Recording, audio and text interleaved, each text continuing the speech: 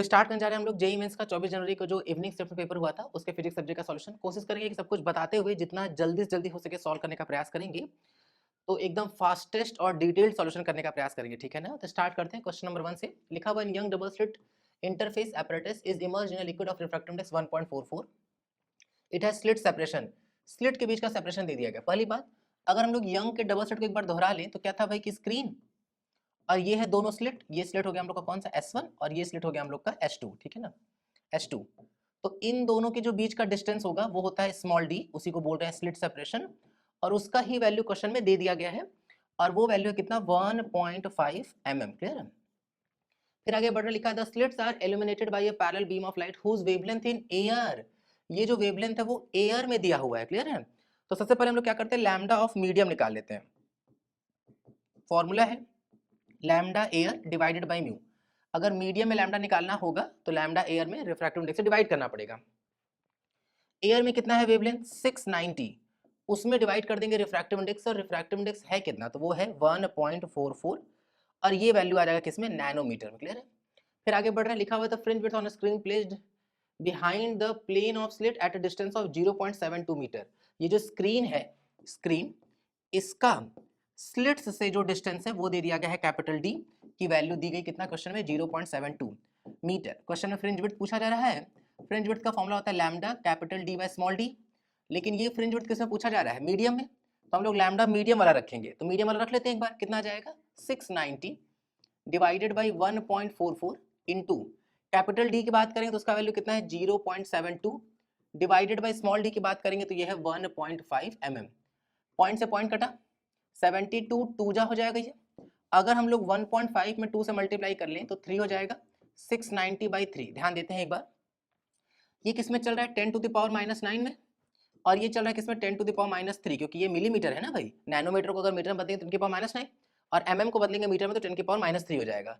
यहाँ से हम लोग कट कर दे 3 2 जा 3 9 जा ऐसा कुछ करके तो आ जाएगा कितना 230 इंटू में 10 की पावर -3 ऊपर जाकर के +3 हो जाएगा, -9 + 3 करेंगे तो -6 मीटर। ध्यान देते हैं एक बार, अगर हम लोग इसी चीज को कंटिन्यू करें तो यहाँ पे कितना आ जाएगा 0.23, तो यहाँ से 1000 निकलेगा, उस 10 की पावर 3 का मल्टीप्लाई करेंगे तो यहाँ आ जाएगा 10 की पावर -3 मीटर, और ये क्या बन जाएगा, ये बन जाएगा mm। तो जवाब क्या आ जाएगा, जवाब आ जाएगा 0.23 mm। क्लियर ना। तो 0.23 mm मतलब इसका ऑप्शन नंबर फर्स्ट ठीक हो जाएगा। क्लियर है। आगे बढ़ रहे हैं, इस क्वेश्चन को एक बार पढ़ लेते हैं। लिखा हुआ यहाँ पे arrange the following in the ascending order of wavelength microwave ultraviolet infrared और एक्सरेज की बात कर रहे हैं। बहुत इंपॉर्टेंट है भाई ये वाली बात, रे ऑप्टिक्स में भी टीचर बताते हैं, इलेक्ट्रोमैग्नेटिक वेव भी बताते हैं, और बार बार बताते हैं कि बहुत इंपॉर्टेंट है। पिछले कई सालों में इस पर क्वेश्चन पूछा जा चुका है और अभी भी वही क्वेश्चन है, स्ट्रेट फॉरवर्ड। जिसको स्पेक्ट्रम याद था उसके लिए क्वेश्चन बहुत आसान है। शुरुआत करते हैं एक बार। सबसे पहले हम लोग क्या पाएंगे, सबसे पहले होती है कॉस्मिक रेस, फिर गामा रे, फिर है एक्स रे, फिर है अल्ट्रावायलेट, फिर होगा visible rays, visible, and then हम लोग मूव करेंगे किसकी ओर, इंफ्रारेड, देन माइक्रोवेव या रेडियो वेव जो भी है माइक्रो, एंड देन फाइनली आ जाएगा रेडियो। क्लियर है। इधर जब हम लोग जा रहे हैं किधर, इधर इधर इधर इधर, एरो इधर की ओर है ना, इधर की ओर, इधर जाने पर जो लैम्डा होगा वो बढ़ता जाएगा। ये पूरा दिख रहा है ना प्रॉपर, हाँ दिख रहा है, ठीक है। लैम्डा बढ़ता जाएगा, फ्रीक्वेंसी भी बढ़ता है, फ्रीक्वेंसी जो होगा वो घटता जाएगा। इधर जाने पर लैम्डा बढ़ता है, फ्रीक्वेंसी घटता है, फ्रीक्वेंसी घटेगा तो जो एनर्जी होगा वो भी क्या होता जाएगा, घटता जाएगा। क्लियर है। तो लैम्डा बढ़ेगा, फ्रीक्वेंसी घटेगा और एनर्जी घटेगा। कहाँ से ये दिख रहा है हम लोग को, क्योंकि E इज इक्वल टू होता है फॉर्मूला hc/लैम्डा या फिर h न्यू। तो ये बहुत इंपॉर्टेंट सा हो गया कहानी कि भैया लैम्डा बढ़ेगा तो भी एनर्जी घटेगा, लैम्डा बढ़ेगा तो फ्रीक्वेंसी घटेगा ही तो भी एनर्जी घट ही रहा है। तो मल्टीपल वे है इसको देखने के। क्या बोला गया, असेंडिंग ऑर्डर में, बढ़ते क्रम में हम लोग को चाहिए। सबसे पहले वो चुनेंगे जिसका लैम्डा सबसे कम है। देखते हैं एक बार, micro ultra infra x x x x दिख रहा है तो लैम्डा 4 सबसे कम, इधर जाने पर बढ़ रहा है ना। देन उसके बाद हम लोग आगे बढ़ेंगे तो एक्स के बाद अल्ट्रा वॉयलेट, अल्ट्रा मतलब कौन आ जाएगा, लैम्डा 2। अब लैम्डा 4 और लैम्डा 2 अगर हम देखें तब तो एक ही ऑप्शन ही है। अगर हम लोग आगे नहीं भी बढ़ रहे तो भी हम लोग को दिख रहा है कि केवल कौन सा ऑप्शन आ जाएगा, इसका ऑप्शन नंबर 3 आ जाएगा, लेकिन फिर भी एक बार पूरा कर लेते हैं। देन अगर हम लोग आगे बढ़ें तो अल्ट्रावायलेट हो चुका है, फिर आगे बढ़ेंगे तो विजिबल है नहीं, फिर हम लोग का कौन सा है, इंफ्रारेड है, इंफ्रारेड। तो देन आ जाएगा लैम्डा 3, एंड फिर है माइक्रो, तो फिर आ जाएगा हम लोग का कौन, लैम्डा 1। तो 4 2 3 1, 4 2 3 1 क्लियरली थर्ड ऑप्शन। क्लियर ना। आगे बढ़ रहे हैं,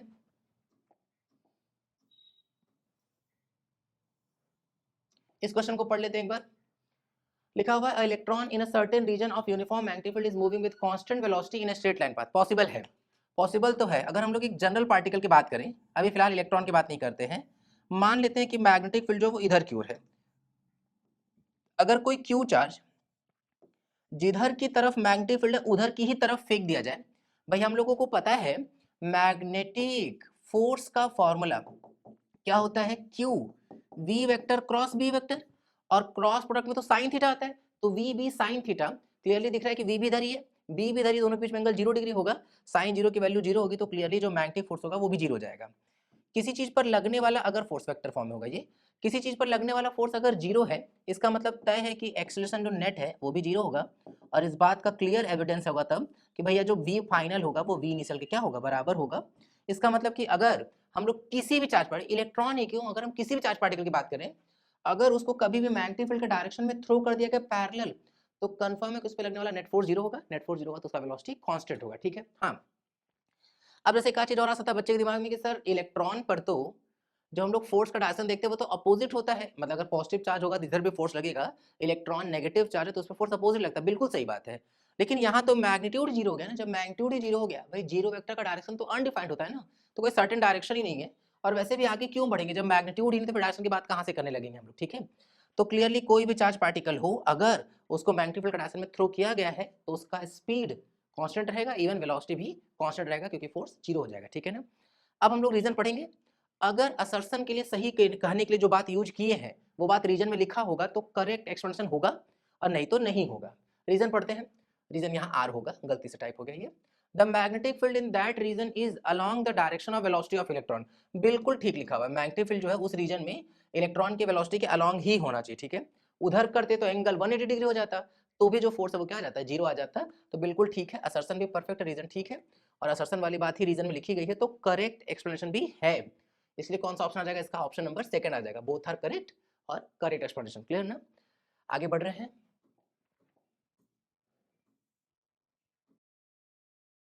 एक बार इस क्वेश्चन को पढ़ लेते हैं। लिखा हुआ solid sphere is rolling without slipping on a horizontal plane, the ratio of the linear kinetic energy, linear kinetic energy का रेशियो चाहिए किसके साथ, रोटेशनल काइनेटिक के पास, के रोटेशनल के साथ चाहिए, ठीक है। शुरुआत करते हैं पहले। भाई लीनियर काइनेटिक एनर्जी का फॉर्मूला क्या था, हाफ m इंटू में v स्क्वायर। रोटेशनल की बात करेंगे तो हाफ आई इंटू में ओमेगा स्क्वायर। देखते हैं, हाफ इसको एज इट इज चलने दे रहे हैं, half M V square half I. Moment of inertia की बात करते हैं। Solid sphere is rolling without slipping on a horizontal plane. एक हॉरिजॉन्टल प्लेन पर एक सॉलिड स्फीयर जो है वो रोटेट कर रहा है, ठीक है। अगर ये रोल कर रहा है, लिखा है ना रोलिंग विदाउट स्लिपिंग, अगर ये रोल कर रहा है तो हम लोग क्लियरली कह रहे हैं भाई कि इसके अबाउट, इस सॉलिड स्फीयर का अगर इसके अबाउट मोमेंट ऑफ इनर्शिया हम लोग निकालें, तब तो सॉलिड स्फीयर का जो मोमेंट ऑफ इनर्शिया होगा वो हो जाएगा 2/5 mr²। ध्यान रहे सॉलिड स्फीयर है, अगर यहीं पर ये हॉलो स्फीयर बोले होते तब 2/3 आ जाता, ठीक है ना। ओमेगा की बात कर लेंगे तो ओमेगा क्या हो जाएगा, ओमेगा हो जाएगा v/r, स्क्वायर कर देंगे तो v²/r²। आर स्क्वायर सर कटा, एम वी स्क्वायर कट जाएगा, मतलब स्मॉल एम दोनों जगह होगा, दोनों जगह कैपिटल एम ही होगा, दोनों सेम मास है तो कट गया। 1/2 भी कट जाएगा, सब कुछ कट गया है। 2/5 डिनोमिनेटर में, ऊपर जाएगा तो पलट जाएगी कहानी, और कितना आ जाएगा ये आ जाएगा 5/2। 5/2 मतलब इसका ऑप्शन नंबर सेकंड ठीक हो जाएगा। क्लियर है ना। आगे बढ़ रहे हैं। एक बार इस क्वेश्चन को पढ़ ले रहे हैं। लिखा हुआ है long straight wire of a circular cross section with radius a carries a steady current I. The current I is uniformly distributed across this cross section. The plot of magnitude of magnetic field B with the distance r from the center of the wire is given by। पहली बात कि अगर हम लोग इस वाले पूरे article की बात करते हैं, इस पूरे आर्टिकल में एक तो कि स्टैंडर्ड एकदम पहली बात, एक स्टैंडर्ड जो रिजल्ट था वही पूछा गया है। तो जिस बच्चे को ग्राफ याद है, जिस बच्चे को रिजल्ट याद है, उसके तो सीधा कॉपी का ही क्वेश्चन हो गया, ठीक है। अब अगर चूंकि हम लोग को याद नहीं है, हम लोग डिटेल में सॉल्यूशन कर रहे हैं तो एकदम प्रॉपर करेंगे। ऑल्दो ये तो इतना स्टैंडर्ड, अगर बिल्कुल ठीक से पढ़े होंगे क्लास में तो 110% क्लास में कराया जाता है ये, ठीक है। चालू कर रहे हैं। एक हम लोग भी वायर ले ले रहे हैं भाई, ये ऐसा कुछ, यस। क्या बोला गया, लॉन्ग। फिजिक्स में कभी भी लॉन्ग बोल दिया गया इसका मतलब कि वो इनफाइनाइट है ना। करंट जो है वो ऐसे फ्लो कर रहा है, ऐसे उसके एरिया में पूरा डिस्ट्रीब्यूटेड है। अगर हम लोग इसी का टॉप व्यू ले लें, टॉप व्यू, तो टॉप व्यू में हम लोग को क्या दिखाई देगा, ऐसा कुछ दिखाई देगा कि भैया ये रहा सर्कुलर क्रॉस सेक्शन, और जो करंट है वो ऊपर की ओर निकल रहा है, तो जो करंट होगा वो कुछ ऐसा सा हो जाएगा इस तरीके से। एक बार पूरा बना ले रहे हैं प्रॉपर।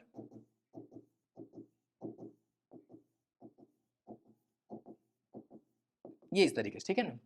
तो करंट ऐसे बाहर आ रहा होगा। भाई इसका जो क्रॉस सेक्शन होगा वो तो सर्कुलर दिख रहा है, क्वेश्चन में उसका रेडियस क्लियरली ए दे दिया गया है, cross section of radius A. Clearly पता होना चाहिए हम लोगों को, साफ साफ दिख रहा है कि पाई ए स्क्वायर में जो कुल करंट फ्लो करेगा वो होगा आई। तो यूनिटरी एरिया में जो करंट होगा वो हो जाएगा आई अपॉन में पाई ए स्क्वायर। इसी को हम लोग करंट डेंसिटी भी बोल सकते हैं, ठीक है ना।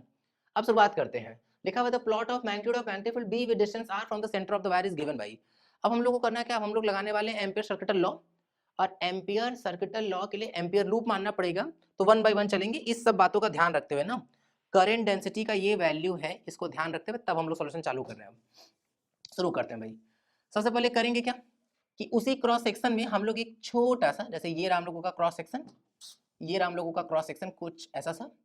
इसी क्रॉस सेक्शन में सेंटर से किसी स्मॉल आर डिस्टेंस पर जाएंगे और एक हम लोग अपने मन से एक एम्पियर लूप ड्रॉ करेंगे, जिसका रेडियस कितना है, जिसका रेडियस है आर। शुरुआत करते हैं, हम लोग फॉर्म लगाते हैं। क्या था, close integral B vector dot D L vector is equal to क्या हो जाएगा, म्यू नॉट आई इनसाइड।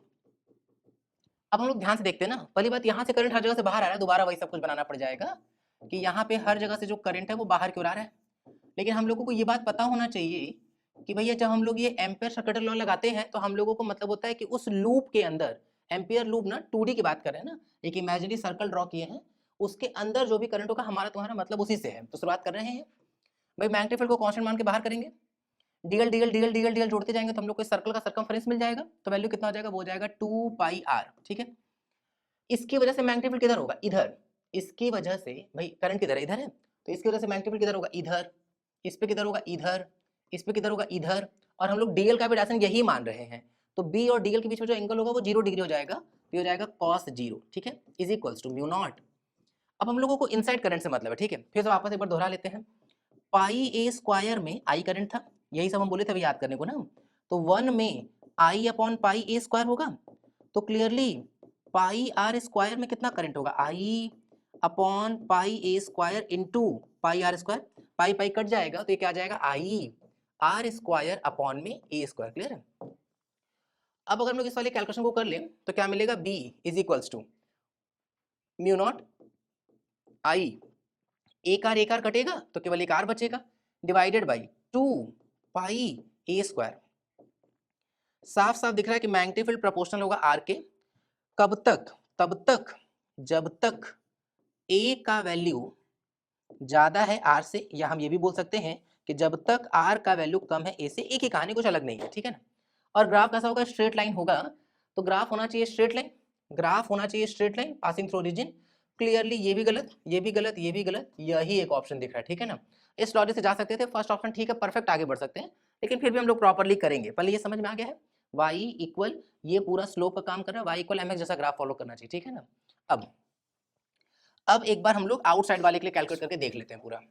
अगर हम लोग आउटसाइड वाले के लिए कैलकुलेट करें तो अब हम लोग बाहर एम्पियर लूप मानेंगे, बाहर एम्पियर लूप मानेंगे तो बी, फिर से भाई 2 pi r, dl dl dl dl जोड़ेंगे, डीएल जोड़ेंगे तो 2 पाई आर हो जाएगा।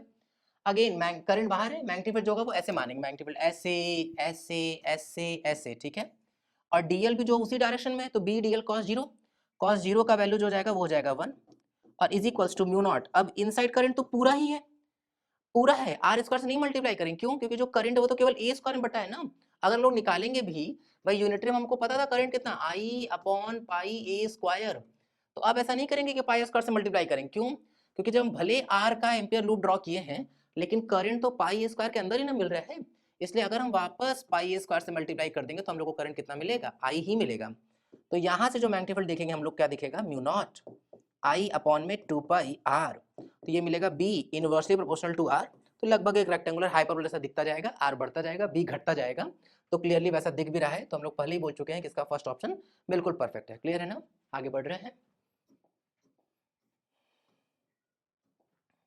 एक बार इस क्वेश्चन को पढ़ लेते हैं। लिखा हुआ given below are two statement, ठीक है, असर्शन रीजन वाला क्वेश्चन है, एक बार पढ़ लेते हैं असर्शन को। लिखा हुआ in an insulated container a gas is adiabatically shrunk to half of its volume. भाई एडियाबैटिक प्रोसेस की अगर हम लोग बात करें तो क्या होता है, formula T V to the power gamma -1 is equals to क्या होगा, कांस्टेंट होगा।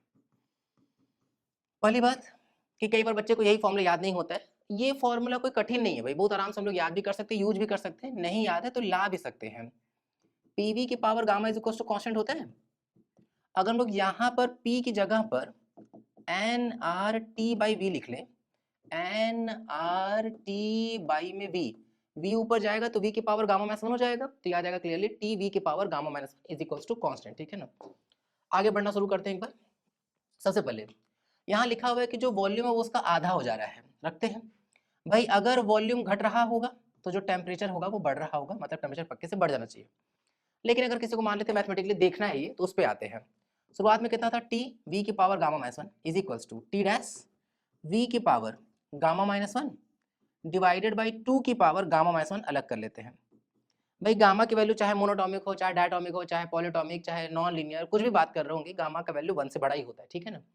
वन से बड़ा, उसमें से अगर हम वन माइनस कर दें, भाई गामा की मैक्सिमम वैल्यू 1.57 होती है, तो अगर हम इसको माइनस कर दें तो ये वैल्यू जो होगा, जो भी आएगा वो वन से तो कम आएगा, ठीक है, लेकिन नेगेटिव नहीं आएगा। अब हम कुछ कुछ मान लेते हैं कि वो 1/2 आया, 1/3 आया, 1/4 आया, कुछ भी आया, तो वो क्यूब रूट स्क्वायर रूट ऐसा कुछ बनेगा। अगर क्यूब रूट स्क्वायर रूट कुछ भी कर दे टू पर, तो जो आएगा वैल्यू वो ओवरऑल वन से तो बड़ा ही आएगा। और जब ये नंबर वन से बड़ा आएगा, तो अगर इसको वापस लिख रहे हैं, टू की पावर गामा माइनस वन था, अगर ये वाला वैल्यू वन से बड़ा है, तो अगर हम इसको देखें तो ये कटा, तो जो टी डैश आएगा वो टी इंटू टू की पावर गामा माइनस वन आएगा। तो क्लियरली जो टी डैश आएगा वो टी से तो ज़्यादा ही आएगा, क्योंकि टी में एक से बड़े नंबर से मल्टीप्लाई करेंगे तो क्लियरली जो आएगा वो ओवरऑल टी से तो ज़्यादा ही होगा, है ना। तो टी डैश का वैल्यू टी से तो बड़ा ही आएगा, तो जो टेम्परेचर होगा वो बढ़ जाएगा। लेकिन यहाँ क्या लिखा है, टेम्परेचर घट जाएगा, तो असर्शन तो फॉल्स हो गया, ठीक है। अब असर्शन फॉल है, रीजन ट्रू है, देखिए ऑप्शन का मतलब कंफर्म हो गया हम लोग का कि रीजन तो ट्रू ही है, और ट्रू है भी, क्योंकि ये तो थियोरेटिकल बात है भाई, कि जो आइडिया, जो फ्री एक्सपेंशन होता है वो इरिवर्सिबल होने के साथ साथ एडियाबैटिक प्रोसेस होता है, क्लियर ना। तो एक इंपॉर्टेंट बात है, एडियाबैटिक प्रोसेस में प्रॉपर्टी के तौर पर होता है ये, तो इसको ख्याल रखना है। तो असर्शन फॉल, रीजन ट्रू, मतलब इसका ऑप्शन नंबर थर्ड ठीक है, क्लियर है ना। आगे बढ़ रहे हैं,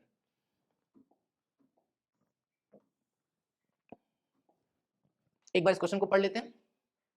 दो कॉन्फ़िगरेशन दे दिया गया हम लोग को चार्जेस का, लिखा गया कि in the first configuration as on the figure, four identical charge kept corner ABCD, second configuration the same charge are shifted to mid point, ठीक है। K की वैल्यू दे दी गई है, difference between potential energy of the configuration of 2 and 1, okay. U2 minus U1 पूछा जा रहा है। सबसे पहले हम लोग ये सोच लेते हैं कि हर कॉन्फ़िगरेशन में कितने टोटल पेयर्स बनेंगे। तो अगर हम लोग उस हिसाब से चलें, तो चार्जेस पहले यहाँ, यहाँ, यहाँ और यहाँ है। कुल चार्जेस कितने हैं, 4, तो कितने पेयर बनेंगे, 4 इंटू 4 माइनस वन बाई में 2, तो 2 से कट कर लेंगे, 2 2 जा 3 2 जा 6, मतलब कुल 6 कॉम्बिनेशन बनेंगे कॉन्फ़िगरेशन 1 में भी और कॉन्फ़िगरेशन 2 में भी। अब उसे हम लोग अप्रोच करना शुरू करना है, और पोटेंशियल लिख करके हम लोग क्या कर लेने वाले हैं, सबट्रैक्ट कर लेने वाले हैं ना। ध्यान देते हैं एक बार, पहले हल्की फुल्की कहानी सोच लेते हैं, फिर शुरुआत करेंगे, देखते हैं एक बार। जैसे ये डिस्टेंस कितना होगा, a, ये डिस्टेंस भी कितना होगा a, क्योंकि क्वेश्चन में जो है वो बताया गया साफ साफ कि ये स्क्वायर है जिसका साइड लेंथ कितना है a, तो ये डिस्टेंस a, ये डिस्टेंस a, ये डिस्टेंस भी a, ये डिस्टेंस भी a, ये डिस्टेंस भी a, ये डिस्टेंस भी a। तो यहाँ पे 4 बार आएगा k Q0 Q0। भाई पोटेंशियल जी का फॉर्मूला क्या होता है, एक बार बोल लिख दे कि अगर ये है Q1, ये है Q2, उनके बीच में डिस्टेंस है r, तो पोटेंशियल जी होता है k Q1 Q2 by r। और हम लोग ये मान लेते हैं, ये लिखते वक्त कि रेफरेंस मतलब इनफाइनाइट पर जो पोटेंशियल एनर्जी है वो 0 है, ठीक है ना। तो वही रेफरेंस मानते हुए हम लोग अपनी कहानी को आगे कंटिन्यू कर रहे हैं। तो यहाँ पे आएगा k Q0 by a, k Q0 by a, तो इसके साथ तो कट ही गया, तो 6 पेयर लिखने थे, लेकिन इसके दो पेयर से कट गए, तो अब हम 4 पेयर लिखेंगे, ठीक है। समझ समझ के हम लोग करेंगे, ताकि हम लोगों को ज्यादा न लिखना पड़े, ठीक है ना। ये पहले समझ में आ गया ना, वापस एक बार तो वीडियो में पीछे जाकर के देख लेना है, सुन लेना है। 2 वाले की बात कर रहे हैं भाई, हम लोगों को ये डिस्टेंस चाहिए, ये डिस्टेंस एकदम ध्यान से देखते हैं। ये वाला जो डिस्टेंस है, जो कि कितना है, ये डिस्टेंस तो क्लियरली a√2 है भाई। ये a था, ये a था, तो ये a√2 है। और या तो ऐसे पता ही होता है कि जो स्क्वायर का डायगोनल होता है वो साइड√2 होता है, ठीक है। इस पे ध्यान देंगे तो ये होगा a/2, ये वाला होगा a/2, तो हम लोग इस वाले लेंथ को निकाल सकते हैं, a/2 रूट में 2, क्लियरली ये वाला वैल्यू कितना आ जाएगा, a/√2, ठीक है ना। अब हम लोगों को ये डिस्टेंस पता है, शुरुआत करते हैं, U2 माइनस U1, चालू करें। ये डिस्टेंस कितना है, a/√2, ये डिस्टेंस भी a बाई रूट टू, ये डिस्टेंस भी a बाई रूट टू, ये डिस्टेंस भी a बाई रूट टू। तो यहाँ पे कुल 4 बार आएगा k क्यू नॉट मतलब Q not square by a by root two, तो रूट टू चला गया ऊपर। बाकी वो जो दो और आएंगे डायगोनल वाले, कौन कौन से एक बार वापस लिख दे रहे हैं, ये वाला, ये वाला और ये वाला, वो तो कट ही गया ना, तो 6 में से 2 कट चुका है, 4 लिख लिया। अब माइनस u1 की बारी शुरू करते हैं। u1 में से कोई भी 2 काट देते हैं, ये कट गया, ये कट गया, तो ये बचा और ये बचा, तो दोनों जोड़ देते हैं। कितना हो जाएगा 2k क्यू नॉट का स्क्वायर बाई में a, ये हो गया। फिर और 2 कौन से बचे, ये वाले डायगोनल वाले, a रूट टू वाला, ये भी a रूट टू वाला, तो फिर से 2 टाइम्स क्या लिख लेंगे, 2 times k Q not square by में a रूट टू, है ना, क्योंकि हम लोगों को जो लिखना है वो लिखना है पोटेंशियल एनर्जी का डिफरेंस 2 का 1 के साथ, ठीक। दिख रहा है कि k Q not square by a तो कॉमन हो ही सकता है, तो ले लेते हैं common, k Q not square by में a, हम तो करें लगे यहाँ 2 भी कॉमन ले लेते हैं, तो यहाँ बचेगा 2 रूट टू माइनस, यहाँ से 2 चला गया तो यहाँ तो बचेगा 1, यहाँ से 2 चला गया है तो यहाँ बचेगा माइनस में 1 बाई रूट टू, यहाँ तक ठीक है। एलसीएम ले लेते हैं, 2k Q not square by a, LCM लेंगे अगर तो 3 रूट टू, नहीं एलसीएम लेंगे तो रूट टू, 2 रूट टू में रूट टू से मल्टीप्लाई करेंगे तो 2 2 जा 4 हो जाएगा, तो ये वैल्यू कितना आ जाएगा, ये आ जाएगा 4 माइनस रूट टू माइनस में 1, 4 minus 1 3, 3 minus root two by में रूट टू इंटू में क्या चल रहा है 2 k Q not square by में a चल रहा है, ठीक है ना। अच्छा ऐसा करते हैं, 2 को लिख लेते हैं रूट टू, एक रूट टू कटा, अंदर मल्टीप्लाई करेंगे तो आ जाएगा 3 root two minus root two का मल्टीप्लाई कर लेंगे तो 2, एंड अगेन क्या आ जाएगा यहाँ पर k Q not square divided by a आ जाएगा, तो 3 root two minus two k Q not square by a, 3 root two minus two k Q not square by a, मतलब इसका ऑप्शन नंबर 4 ठीक हो जाएगा। क्लियर है ना, आगे बढ़ रहे हैं। इस क्वेश्चन को पढ़ लेते हैं एक बार। लिखा हुआ the position vector of a moving body at instant of this the magnitude and direction of the velocity at equal 2 second. भाई वेलोसिटी अगर हम निकालें तो क्या हो जाएगा, वो तो हो जाता है पोजीशन का differentiation with respect to time. तो अगर हम लोग यहाँ से कहानी लेकर के चलें तो इसको डिफरेंशिएट करते हैं। सबसे पहले हम लोग इसको डिफरेंशिएट करेंगे, कितना आ जाएगा, ये आ जाएगा 10t आई कैप माइनस 10 नहीं, माइनस में कितना आ जाएगा, माइनस में 5j कैप आ जाएगा, ठीक है भाई। 5t तो 5 एज ए कांस्टेंट हो जाएगा और t का तो 1 हो जाएगा। किस पे चाहिए वेलोसिटी, वेलोसिटी चाहिए 2 सेकंड पर, रख देते हैं। Velocity vector is equals to 2 रखेंगे तो 20 I cap minus 5j cap meter per second. Magnitude निकाल लेते हैं, मैग्नीट्यूड अगर हम लोग निकाल लेते कितना आ जाएगा, अंडर रूट में 400 प्लस में 5 का स्क्वायर 25, रूट ओवर कितना आ जाएगा 425। इसको देखेंगे अगर हम लोग तो क्या लिख सकते हैं इसको हम लोग, रूट में 5 इंटू 5 8 जा 5 5 जा, और 85 को हम लोग क्या लिख सकते हैं, 85 को हम लिख सकते हैं 5 इंटू 17, 5 5 दो बार है तो रूट से बाहर निकल जाएगा, तो आ जाएगा कितना 5 रूट 17 मीटर पर सेकेंड, ये आ जाएगा वेलोसिटी वेक्टर का मैग्नीट्यूड। 5 रूट 17, 5 रूट 17 मतलब सेकेंड और फर्स्ट तो नहीं हो सकता, थर्ड और फोर्थ में से किसी चीज का चांस है। शुरुआत करते हैं, लिखा हुआ है मेकिंग एन एंगल ऑफ 10, अच्छा ठीक है ओके, डायरेक्शन के साथ मतलब जो एंगल है वो भी हम लोगों को चाहिए, तो हम लोग चलते हैं इसी पर। 20 आई कैप माइनस में 5j कैप है, इसी को ड्रॉ करते हैं हम। अगर हम लोग इसी को ड्रॉ करें तो क्या मिल जाएगा हम लोगों को, 20 आई कैप माइनस में 5j कैप, तो 20 और ये वाला वैल्यू 5, ये रहा, ठीक है ना। अब यहाँ जो इनको एंगल दिख रहा है वो दिख रहा है साफ साफ tan इनवर्स 4, tan इनवर्स 4। अब ये वाला एंगल निकालेंगे तब तो 5/20 आएगा, तो ठीक नहीं लग रहा है। ये वाला एंगल निकाल लेते हैं, ये वाला एंगल थीटा मानते हैं। अगर ये 20 है तो कंफर्म ये भी 20, ये 5 है तो कंफर्म ये भी 5। दिखने पर नहीं चाहेंगे हम लोग, ठीक है ना, कि दिख नहीं रहा है, दिख नहीं रहा है, ऐसा कुछ नहीं सोच लगेंगे हम लोग। तो यहाँ क्या लिख सकते हैं भाई, tan theta is equals to perpendicular upon में बेस, क्लियरली वैल्यू कितना आ जाएगा 4। तो यहाँ से जो थीटा का वैल्यू आएगा वो क्लियरली साफ साफ एकदम दिखेगा, कितना, tan इनवर्स 4, ये रहेगा हम लोगों का एंगल, ठीक। tan इनवर्स 4 किसके साथ, माइनस वाई एक्सिस के साथ, तो tan inverse 4 with negative axis बिल्कुल परफेक्ट है, इसका ऑप्शन नंबर 3 आता हुआ दिखाई देगा। क्लियर है ना, आगे बढ़ रहे हैं। एक बार हम लोग क्वेश्चन पढ़ लेते हैं। लिखा solid sphere and hollow sphere of the same mass and of the same radius are rolled on inclined plane let the time taken to reach the bottom by the solid sphere and the hollow sphere be T1 and T2 respectively. सबसे पहली बात ये तो है तो सीधा प्रश्न result पर ही, अगर हम लोगों को रिजल्ट ख्याल रहता तो ये उसी पर सीधा क्वेश्चन पूछा गया है। T is equals to formula होता है 1 by sine theta under root में 2h by g under bracket 1 plus k square by r square, जहां पे के जो है वो है रेडियस ऑफ जायरेशन, थीटा जो है वो है इंक्लाइन प्लेन का हॉरिजॉन्टल से बनने वाला एंगल, और h जो है वो हो गया उसका हाइट। अगर हम लोग ठीक से देखें तो यहीं पर क्या हो रहा है कि सॉलिड स्फीयर है और हॉलो स्फीयर जो रोल करते हुए बॉटम तक मूव करके आ रहे हैं, और हम लोगों से पूछा जा रहा है कि किसको टाइम कम या किसको टाइम ज्यादा लगेगा। पहली बात ये पूरा टर्म सबके लिए सेम है भाई, के ही अलग अलग होगा। क्लियरली हम लोग को समझ में आना चाहिए कि जो आई होता है मोमेंट ऑफ इनर्शिया वही इक्वल होता है किसके, एम के स्क्वायर के, जहां एम जो है वो total mass of the body होता है, ठीक है ना। तो मतलब जिसका मोमेंट ऑफ इनर्शिया ज्यादा होगा उसी का रेडियस ऑफ डायरेक्शन भी ज्यादा होगा। हम लोगों को पता होना चाहिए कि सॉलिड स्फीयर और हॉलो स्फीयर अगर सेम रेडियस सेम मास के हैं तो क्लियरली मोमेंट ऑफ इनर्शिया जो होता है वो हॉलो स्फीयर का ज्यादा होता है सॉलिड स्फीयर से। हॉलो स्फीयर का होता है 2/3 mr², जबकि सॉलिड स्फीयर का होता है 2/5 mr²। भाई क्लियरली तब हम बोल सकते हैं कि जिसका आई ज्यादा उसका के ज्यादा, जिसका के ज्यादा उसके लिए टाइम ज्यादा लगेगा। इसका मतलब चूंकि हॉलो स्फीयर का मोमेंट ऑफ इनर्शिया ज्यादा है तो उसी का के ज्यादा और उसी को समय भी ज्यादा लगेगा। तो हॉलो स्फीयर को ज्यादा समय लगेगा जबकि सॉलिड स्फीयर को कम समय लगेगा। तो हॉलो स्फीयर को ज्यादा समय लगेगा। क्या लिखा हुआ है, सॉलिड वाले का है T1 और हॉलो वाले का है T2। हॉलो वाले को ज्यादा समय लगेगा मतलब T2 जो होगा वो ज्यादा हो जाएगा, T1 जो होगा वो कम होगा, मतलब इसका ऑप्शन नंबर फर्स्ट ठीक हो जाएगा। क्लियर ना। अब अगर किसी में आ रहा है कि सर ये फॉर्मूला कहाँ से आ गया, तो ये फॉर्मूला कहाँ से आया है इस पर हम लोग चैनल पे ऑलरेडी वीडियो डाल चुके हैं, उसको देख के समझा जा सकता है। क्लियर है ना। आगे बढ़ रहे हैं। इस क्वेश्चन को पढ़ लेते एक बार। लिखा है which of the following figure represent the relation between Celsius and Fahrenheit temperature. Celsius और फॉरेनहाइट की बात करते हैं भाई।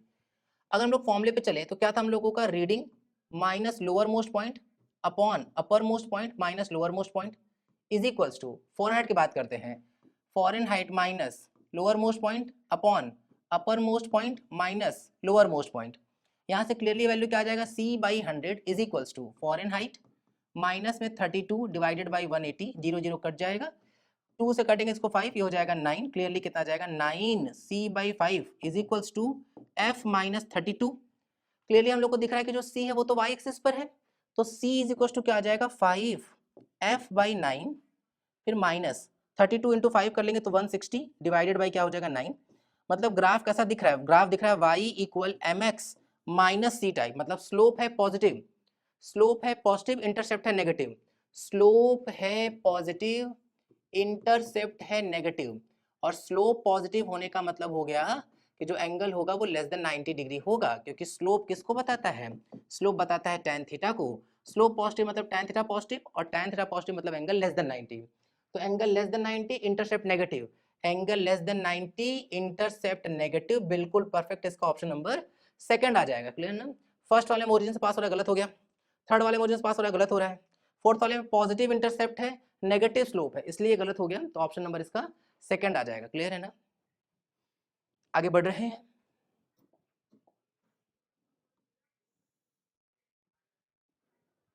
एक बार क्वेश्चन पढ़ ले रहे हैं। लिखा हुआ है n equally space charges each of value q are placed on a circle of radius r, the circle rotates about its axis with angular velocity omega as shown in the figure, a bigger Ampere loop b encloses the whole circle, बड़ा वाला loop दिया हुआ b, and a smaller ampere loop a encloses a small segment, ठीक है। The difference between enclosed current IA minus IB। हम लोगों को enclose current निकालना है। सबसे पहले अगर हम लोग एम्पियर्स लॉ लिखें, close integral b vector dot dl vector is equals to mu naught I inside. यहाँ ध्यान देने वाली बात यह है कि जो हम लोग इनसाइड करंट लिखते हैं लूप के अंदर का करंट, अलग अलग डायरेक्शन के लिए हम लोग अलग अलग साइन का इस्तेमाल करते हैं। मतलब अगर हम मान लिए कि क्रॉस करंट को, इनवर्ड को हम करंट को नेगेटिव ले लिए तो आउटवर्ड वाले को पॉजिटिव लेना पड़ेगा, अगर आउटवर्ड वाले को नेगेटिव ले लिए तो इनवर्ड वाले को हम लोग को क्या लेना पड़ेगा, नेगेटिव या पॉजिटिव, मतलब अपोजिट साइन से लेना पड़ेगा, ठीक है ना। दूसरी बात, पॉजिटिव नेगेटिव हम लोग लूप के डायरेक्शन के बेसिस पे डिसाइड कर लेते हैं, वो तो वहां पे बात बताई गई होगी। मतलब बस हम ये बताना चाह रहे हैं कि यहाँ जो इनसाइड करंट होता है वो हम लोग को विद साइन लेना होता है। फिलहाल अगर हम लोग करंट कैलकुलेट करें, मान लेते हैं कि केवल कोई एक क्यू चार्ज है, केवल एक चार्ज है, ठीक है, और अगर ये ओमेगा से घूम रहा है तो सबसे पहले हम लोग को पता है फॉर्मूला कि क्या होता है, Q/T या अगर हम लोग इस हिसाब से चले तो भाई जो भी लिखना चाहें delta q by delta t लिख लेते हैं, and q is equal to क्या होता है एनी। अब चूंकि हम एक चार्ज माने तो क्यू अपॉन में लगने वाला समय टाइम पीरियड के बराबर, और टाइम पीरियड होता क्या है, टाइम पीरियड होता है 2 पाई बाई ओमेगा, जहां पे ओमेगा जो है वो है एंगुलर वेलोसिटी। लेकिन अगर एक चार्ज होता तब ना, अगर मान लेते हैं कि ऐसे दो चार्ज होते तब, तो यहाँ टू क्यू लिख के चलते। अगर ऐसे यहाँ पर n चार्जेस हम लोग कंसीडर कर लें, तब तो हम लोग को क्या करना पड़ेगा, n से मल्टीप्लाई करना पड़ेगा। तो अगर हम लोग कुल करंट की बात करेंगे तो n टाइम्स हो जाएगा, क्योंकि q जो होगा वो उतने टाइम से मल्टीप्लाई होता चला जाएगा, ठीक है। तो ये आ गया हम लोगों का टोटल करंट। लेकिन अब हम अगर देखें वन बाय वन चलते हैं। सबसे पहले हम लोग बड़े वाले लूप बी के लिए चलते हैं। बी वाले लूप में हम लोग को दिख रहा है कि कुछ ना कुछ करंट इधर जा रहा है, भाई हम पॉजिटिव चार्ज लेके चल रहे हैं, तो जिधर पॉजिटिव चार्ज उधर ही करंट, और वहीं हमको दिख रहा है कि बी से इधर ये करंट बाहर भी आ रहा है। तो जितना करंट बी वाले लूप में जितना करंट इंटर किया है उतना ही करंट बाहर निकल गया, तब तो बी वाले के थ्रू जो नेट करंट आएगा वो तो जीरो आ जाएगा। जबकि अगर हम लोग ए वाले लूप की बात करें, ए वाले लूप में अगर ये ऐसे से घूम रहा है तो चार्ज केवल ऐसे बाहर आ रहा होगा, तो जो करंट होगा उसका केवल एक ही डायरेक्शन होगा, एक ही वैल्यू होगा। तो अगर हम लोग आई ए की बात करें, करंट थ्रू ए की बात करें, तब तो इसका वैल्यू क्लियरली कितना आ जाएगा, n q omega divided by क्या आ जाएगा, 2 पाई। यहाँ इस क्वेश्चन क्या चाहिए, आई ए माइनस आई बी। तो चूंकि आई ए की वैल्यू कितनी है, n q omega divided by 2 pi, और आई बी की वैल्यू जीरो है, तो क्लियरली जो करंट आ जाएगा वो आ जाएगा एन क्यू ओमेगा अपॉन में 2 पाई, है ना। तो ये इस तरह की कहानी है। तो इस तरीके से हम लोग का कौन सा ऑप्शन आता हुआ दिखाई देगा, एन क्यू ओमेगा अपॉन में 2 पाई। तो क्लियरली इसका ऑप्शन नंबर थर्ड ठीक हो जाएगा। क्लियर है ना, आगे बढ़ रहे हैं।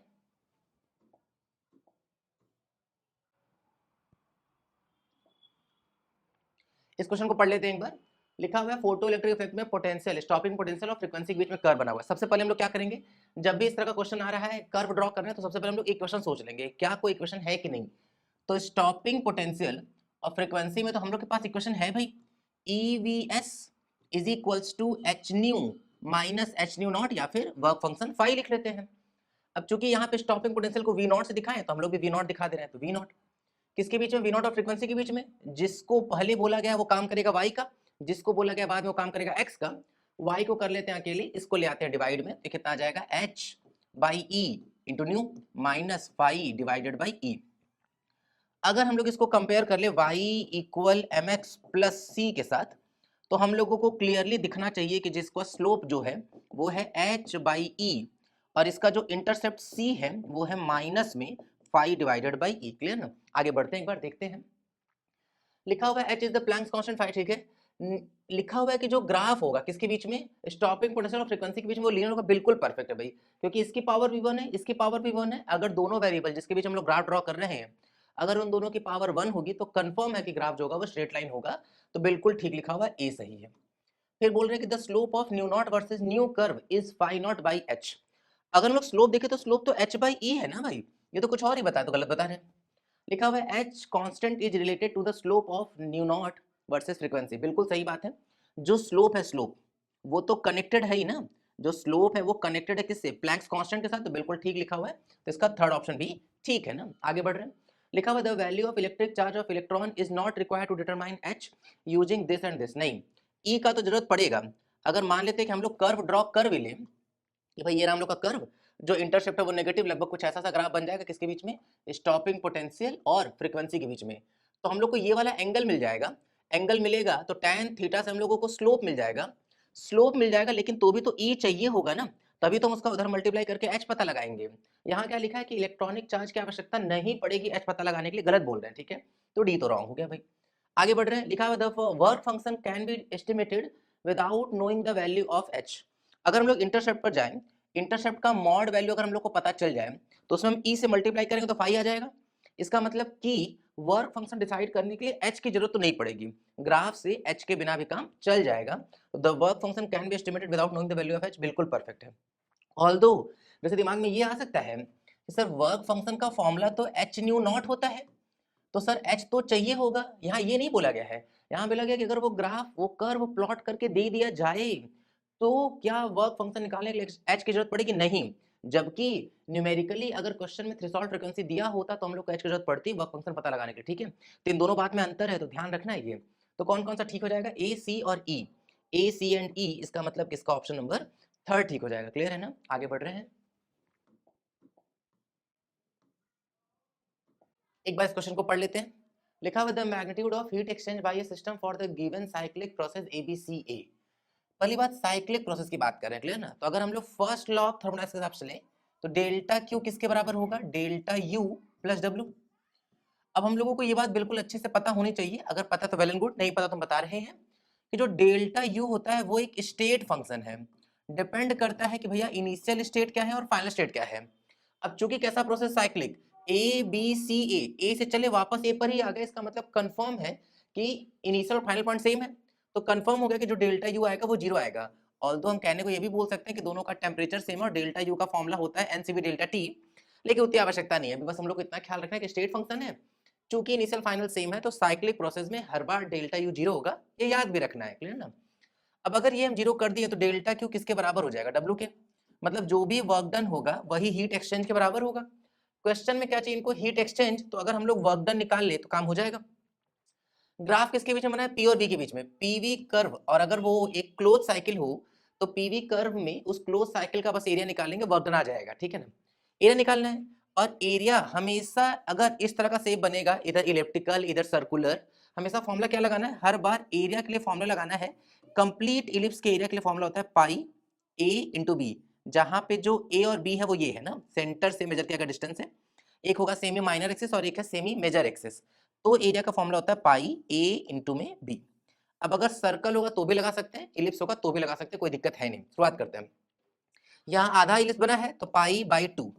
ए की बात अगर हम लोग करें, भाई ये पूरा कितना है, अगर ये है 200 ये है 400, तो ये वैल्यू तो 200 हुआ ना, 200 का आधा मतलब कितना हो जाएगा, ये 100 हो जाएगा। सिमिलरली इसकी बात करती है पूरा 400, ये है 200, तो ये वाला वैल्यू भी 200, 200 का आधा 100 हो जाएगा। और क्लियरली अगर हम लोग देख पा रहे हैं तो सीसी में सेंटीमीटर क्यूब में है, सेंटीमीटर क्यूब को कन्वर्ट करेंगे तो 10 टू द पावर माइनस में 6 आ जाएगा, क्योंकि सेंटीमीटर होगा 3 बार, 10 की पावर माइनस 2, 10 की पावर माइनस 4, 10 की पावर माइनस 2, तो 10 की पावर माइनस 6 मीटर क्यूब में आ जाएगा ये। और अगर हम लोग वाई एक्सिस पे देख पा रहे हैं तो लिखा हुआ है किलो पास्कल, किलो पास्कल मतलब इनटू में 10 टू द पावर 3, और पास्कल मतलब न्यूटन पर मीटर स्क्वायर होता है, तो हम लोग इसको लिख सकते हैं क्या, न्यूटन पर मीटर स्क्वायर, और अगर मीटर स्क्वायर को मीटर क्यूब से कट करें तो मीटर बचेगा, तो न्यूटन मीटर आ जाएगा ये, ठीक है ना। तो हम लोग ठीक से देख पा रहे तो वैल्यू कितना आ जाएगा, पाई बाई टू इंटू में 10 की पावर 4 ये, और इंटू में 10 की पावर माइनस 3 ये, तो कितना बचेगा 10 पाई, और बाई में 2 चल रहा है, हाफ कर देंगे इसका वैल्यू तो कितना क्लियरली आ जाएगा, ये आ जाएगा आंसर 5 पाई। और न्यूटन मीटर मतलब क्या हो जाएगा, जूल हो जाएगा, और क्लियरली हम लोग से जवाब जो चाहिए किस में चाहिए, एसआई यूनिट में चाहिए, तो एसआई यूनिट वर्क डन का एसआई यूनिट तो जूल ही होता है ना, जूल या न्यूटन मीटर, तो जो आंसर आ जाएगा वो कितना आ जाएगा, वो आ जाएगा 5 पाई। तो ये रहा हम लोगों का आंसर, क्लियर है ना, 5 पाई, मतलब इसका कौन सा ऑप्शन सही हो जाएगा, इसका ऑप्शन नंबर सेकंड ठीक हो जाएगा, क्लियर है ना। आगे बढ़ रहे हैं,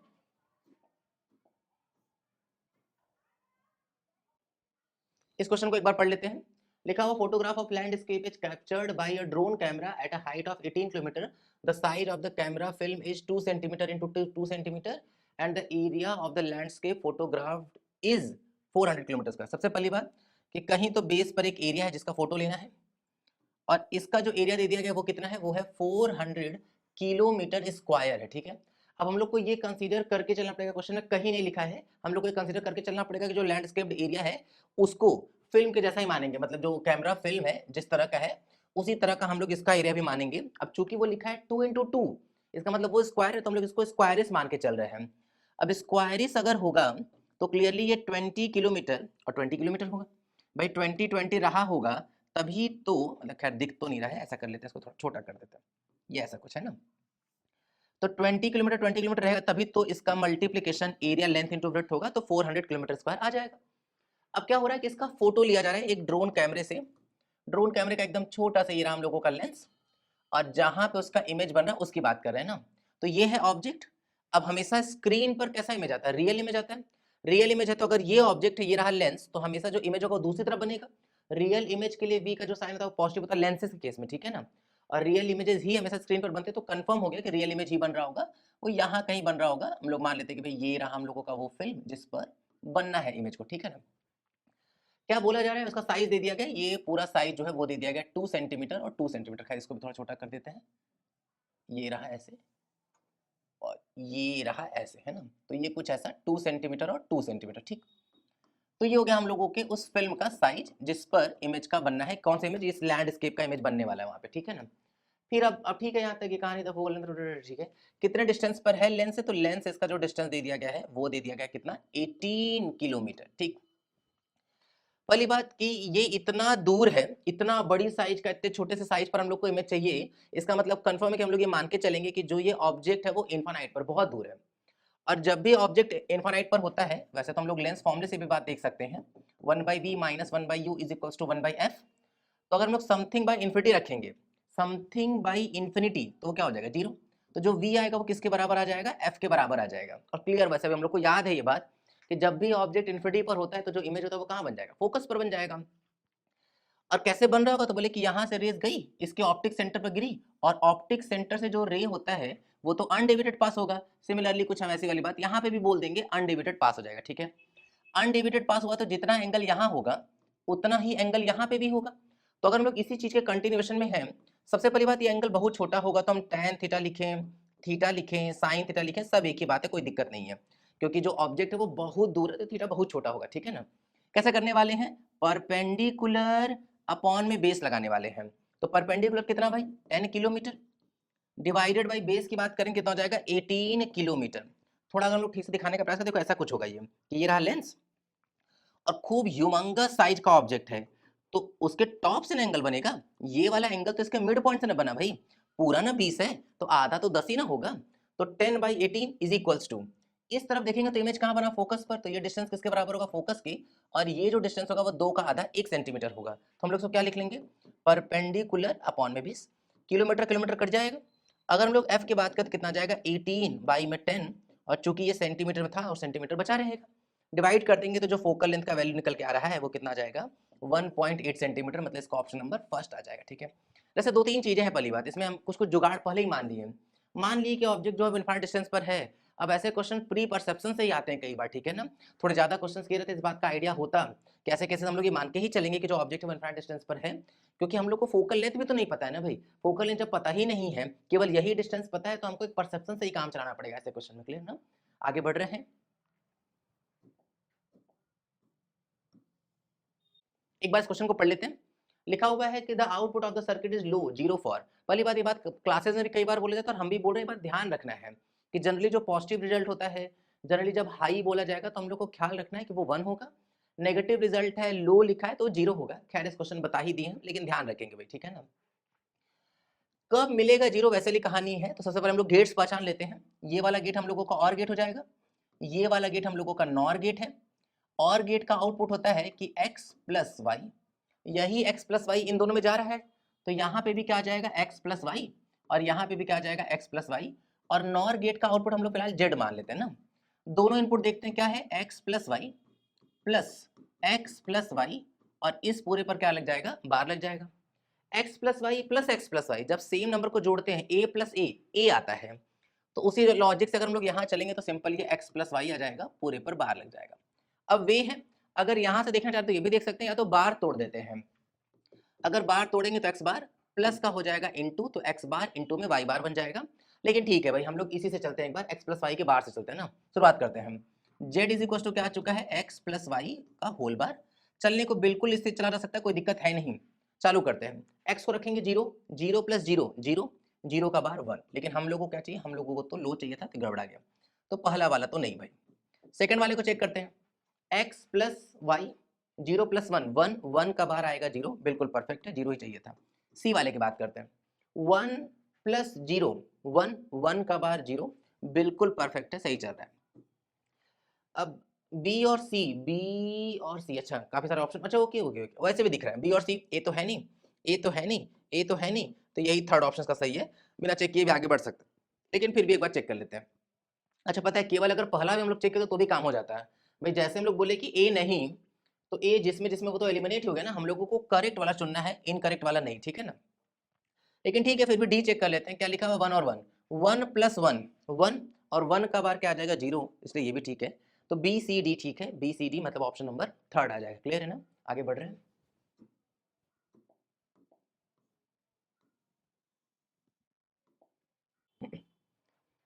एक बार इस क्वेश्चन को पढ़ लेते हैं। लिखा है temperature of a body in air falls from 40 degree Celsius, 40 degree Celsius to 24 degree Celsius in 4 minutes, 4 minute हो जा रहे हैं।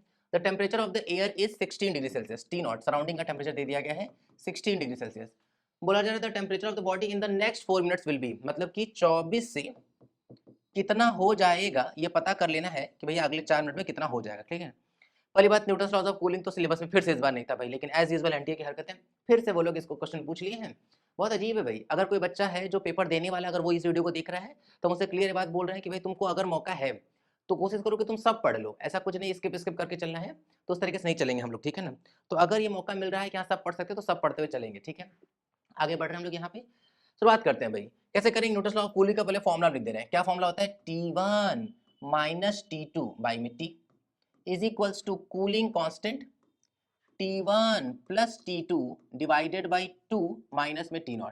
इसमें कौन सी चीज क्या है पहले हम वही बता दे रहे हैं। इसमें T1 और T2 जो वो ऑब्जेक्ट का टेम्परेचर है, T वो वाला समय है जितनी देर में टेम्परेचर जो है वो T1 से घट के T2 हो गया है, वही T1 T2 ऑलरेडी बता दिया। जो T0 है वो सराउंडिंग का टेम्परेचर, और जो K है वो है न्यूटन्स कूलिंग कांस्टेंट, ठीक। ये फॉर्मूला है। ऑल्दो हमको पता है किसी दिमाग में अगर ये आ रहा है कि sir dt by dt is equals to k t minus t naught होता है, बिल्कुल ठीक बात है, लेकिन हम लोग इसको प्रीफर नहीं करेंगे, हम लोग इस वाले फॉर्मूले को प्रीफर करके चल रहे होंगे, ठीक है ना। ध्यान देते हैं एक बार, शुरू करते हैं। सबसे पहले इसके लिए क्वेश्चन लिख लेते हैं। क्या लिखेंगे, 40 माइनस में 24 divided by 4 is equals to k 40 plus 24 divided by 2 minus में सराउंडिंग का टेम्परेचर कितना हो जाएगा, 16 हो जाएगा। फिर से एक बार इसके लिए लगाते हैं। क्या लिखेंगे हम लोग यहाँ पे, 24 minus t divided by 4 is equals to k 24 plus t divided by 2 minus में 16। इन दोनों को कर देते हैं हम लोग डिवाइड, ठीक है ना। अगर हम लोग इन दोनों को डिवाइड कर दें तो क्या कहानी होने वाली है, ध्यान देते हैं एक बार। क्या आ जाएगा भाई, वो आ रहा है 16 बाई में 4 4 तो कट ही गया, डिवाइडेड बाई क्या है 24 माइनस में टी, के भी कट जाएगा। अगर हम दोनों को जोड़ दें तो कितना हो जाएगा 64 बाई 2, मतलब कितना आ जाएगा 32, 32 माइनस 16 कर लेंगे, 64 बाई 2 32, 32 माइनस 16 करेंगे तो 16 आ जाएगा, डिवाइडेड बाई। अब ये यहाँ से तो डिवाइड नहीं कर सकते, ऐसा कर लेते हैं, चलते एलसीएम ले लेते हैं। 24 प्लस टी माइनस में 16 टू जा 32, ऊपर चला गया है 2, 16 16 कटा, क्रॉस मल्टीप्लाई कर लेते हैं, तो यहाँ पे आ जाएगा टी माइनस 24 में 32 चला जाएगा, कितना बचेगा 8 is equals to, cross multiply करेंगे तो 24 2 जा 48 माइनस में 2t, उधर ले आके जुड़ जाएगा तो 3t is equals to 48 plus 8, तो यहाँ से t इज इक्वल्स टू क्या आ जाएगा 8 8 16 56 divided by 3 degree Celsius. 56 divided by 3 degree Celsius, बिल्कुल ऑप्शन नंबर इसका थर्ड आ जाएगा। क्लियर है ना। पहली बात, अगर ये सब पता हो तो ये सब बात बोली जाती है न्यूटन्स लॉ ऑफ कूलिंग में, अगेन वही वाली बात कि भाई सिलेबस में तो था नहीं तो कैसे बोला गया होगा।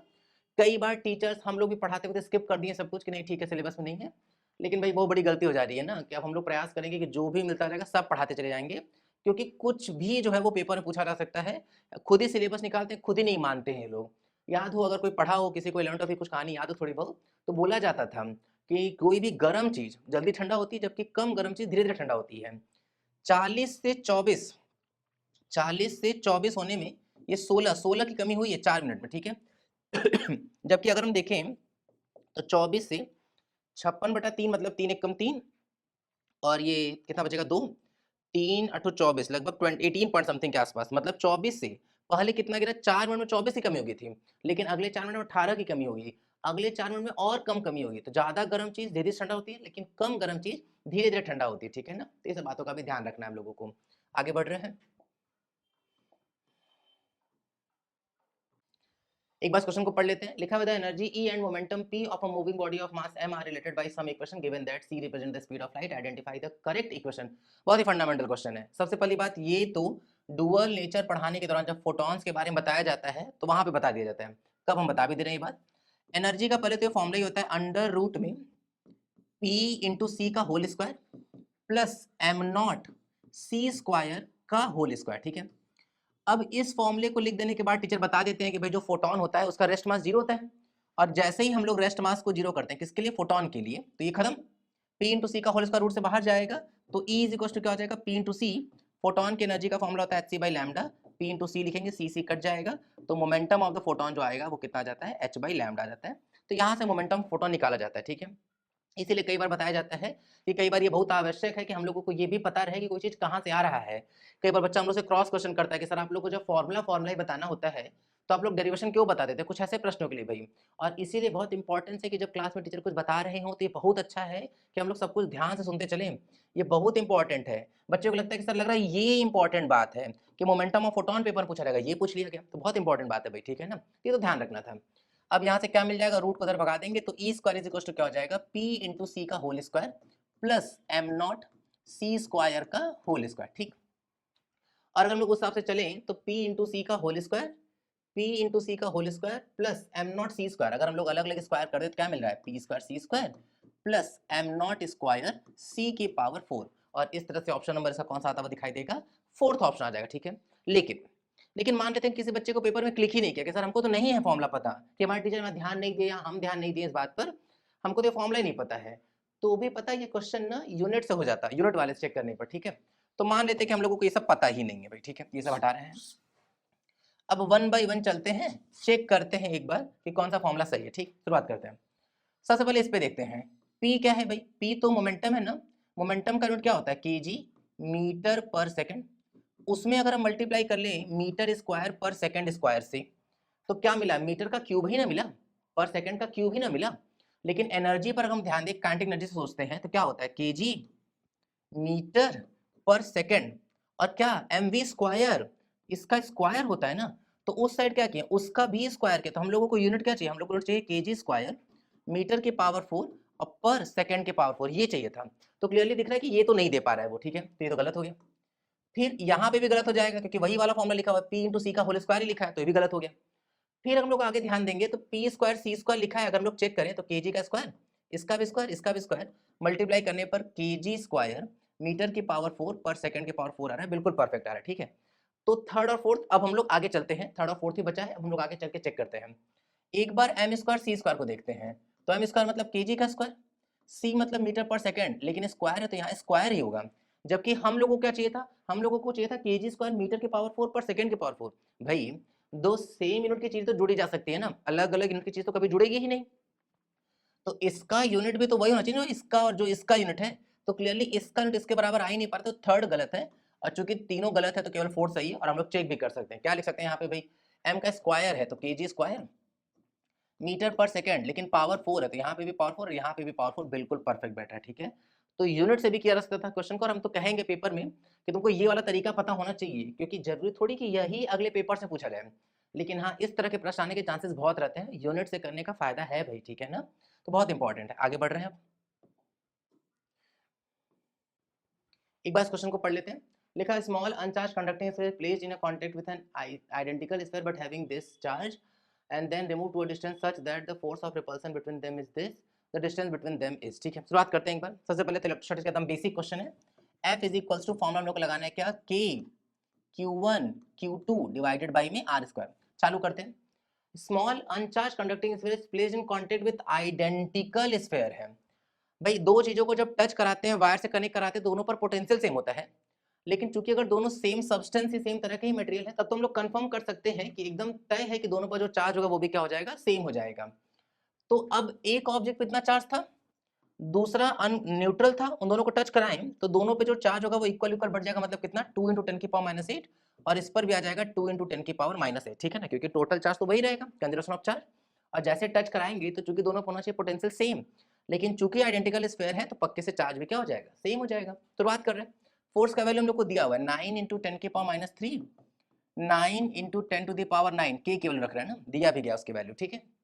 Q1 Q2 दोनों का मैग्नीट्यूड सेम है, मल्टीप्लाई कर देते हैं। तो 4 इंटू टेन की पावर माइनस में 16 डिवाइडेड बाई आर का स्क्वायर। ध्यान देते हैं, r square is equals to 9 9 कटा, क्या बचेगा? 4 इंटू टेन की पावर 9 माइनस 16 माइनस में 7 डिवाइडेड बाई टेन की पावर माइनस 3, ऊपर जाएगा 4 इंटू टेन की पावर माइनस 7 प्लस 3 हो जाएगा। माइनस 7 प्लस 3 करेंगे तो माइनस 4 मीटर आ जाएगा। स्क्वायर जाके रूट बना देगा तो वैल्यू कितना आ जाएगा? 2 into ten to the power minus में 2 मीटर। क्लियरली जो जवाब आ जाएगा वो कितना आ जाएगा? 2 सेंटीमीटर आ जाएगा। 2 सेंटीमीटर मतलब इसका ऑप्शन नंबर फर्स्ट ठीक हो जाएगा। क्लियर है ना? आगे बढ़ रहे हैं।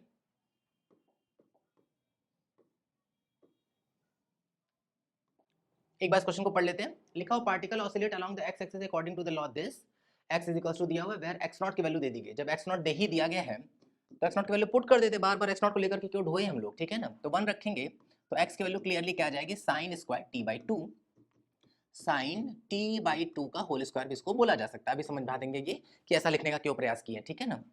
कांटेजी के बारे में बात कर रहे हैं कि कांटेजी का ग्राफ ड्रॉ करना है with as a function of x draw करना है, ठीक है। शुरू करते हैं। सबसे पहले v निकालेंगे, पोजीशन को डिफरेंशिएट करना पड़ेगा टाइम के रिस्पेक्ट में। क्या करते हैं भाई, डिफरेंशिएशन करते वक्त पावर आगे, एक पावर कम तो पहले से ही 2 है तो एक कम होगा तो 1 हो जाएगा। साइन को दोबारा डिफरेंशिएट करेंगे, कितना आ जाएगा, cos t बाई टू। कांटेजी की बात करते हैं, इसका फॉर्मूला क्या बन जाएगा, हाफ m इंटू में v स्क्वायर।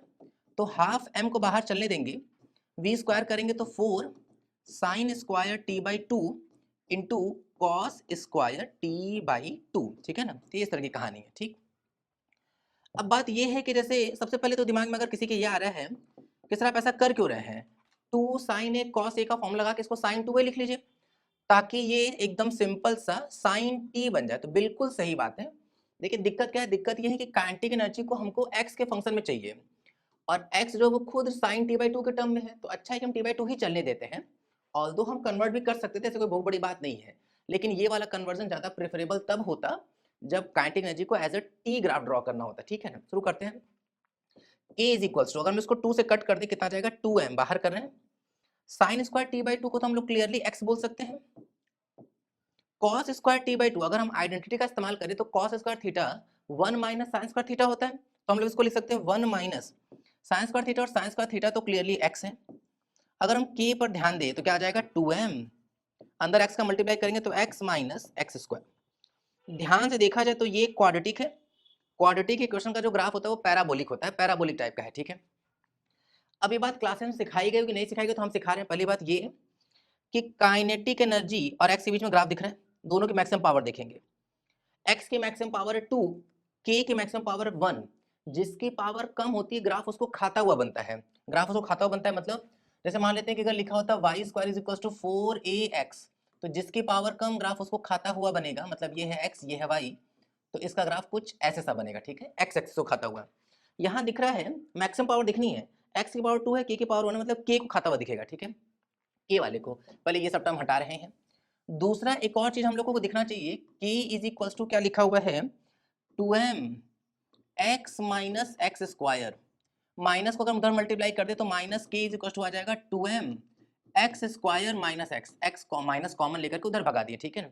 और अब यहाँ से क्या दिख रहा है कि k को नहीं खाता हुआ दिखेगा, नेगेटिव k एक्सिस को दिखेगा। मतलब कंपैरिजन करने के लिए तो पहले तो पावर देख लिए किसको खाता हुआ बनेगा, और साइन भी देखना होता है। तो साइन देखेंगे कि भैया जैसे अगर अगर मान लेते हैं इसी वाले एग्जांपल को हम थोड़ा एक्सटेंड करें, अगर लिखा होता y square is equal to minus 4ax, तो ये नेगेटिव एक्सिस को खाता हुआ बनता है। तो ये कैसे डिसाइड करेंगे कि सर नेगेटिव किधर रहने देना है, तो ध्यान रखेंगे जिधर की पावर ज्यादा है उधर वाले का साइन हम लोग पॉजिटिव बना देंगे, और तब देखेंगे कि जिसकी पावर कम है उसके साथ कैसा साइन है। उसके साथ अगर साइन है नेगेटिव तो नेगेटिव एक्सिस को खाता हुआ बनेगा, मतलब कि k को खाता हुआ बनेगा नेगेटिव एक्सिस में, k को खाता हुआ बनेगा नेगेटिव एक्सिस में, इसके चांसेस हैं, इसके भी चांसेस हैं, इसके चांसेस नहीं है भाई, क्योंकि k के तो पॉजिटिव एक्सिस खाता हुआ दिख रहा है ना। और ये भी अगेन अगर हम कंप्लीट करने का प्रयास करें तो k के पॉजिटिव एक्सिस खाता हुआ दिखेगा, तो ये भी नहीं हो सकता, तो 3 और 4 नहीं हो सकता।